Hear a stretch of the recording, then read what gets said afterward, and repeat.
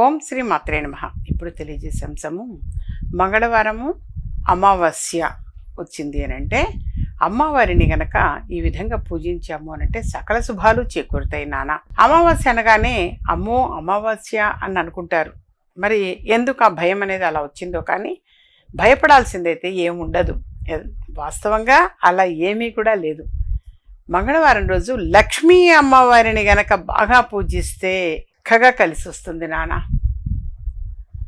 అలాగే దిష్టి తొలగాలి అన్న అమావాస్య రోజు చేస్తూ ఉంటారు. ఏ వారం వచ్చినా, ఏ వారమైనా కావచ్చు, అమావాస్య రోజున చేస్తుంటారు.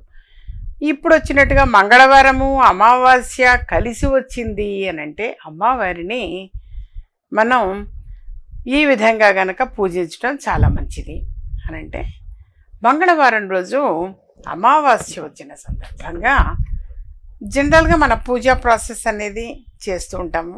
ఆ పూజా ప్రాసెస్ అనేది చేసేటప్పుడు ఒక పద్ధతి ఉంటుంది. ఇప్పుడు మంచి ఉద్యోగం రావాలి అని కోరుకుంటూ ఉంటారు. సహజంగా మంచి ఉద్యోగం రావాలి, ఇప్పుడు చదువు కంప్లీట్ అయిన తర్వాత మంచి జాబ్ రావాలని కోరుకుంటారు. లేదా కొంతమంది ఉన్న ఉద్యోగము సడన్గా పోయింది అంటే ఇంకొక కొత్త ఉద్యోగం మరి వాళ్ళు సర్చ్ చేస్తుంటారు.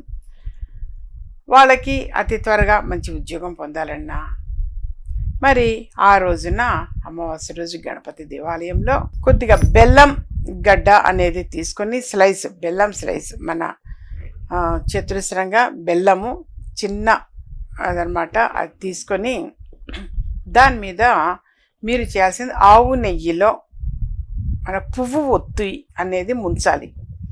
ఒత్తి అంటే జనరల్గా ఒత్తులు అడ్డ ఒత్తులు ఉంటాయి, ఇలా పువ్వు ఒత్తి అని అంటే చెప్పేసి ఉంటుంది.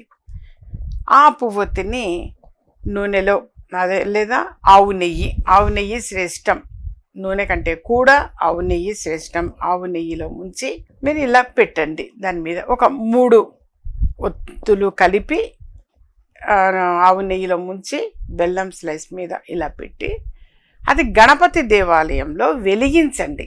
గుర్తు పెట్టుకొని వెలిగించండి. 3 కలిపి ఒకటి చేసి అది గణపతి దేవాలయంలో వెలిగించండి.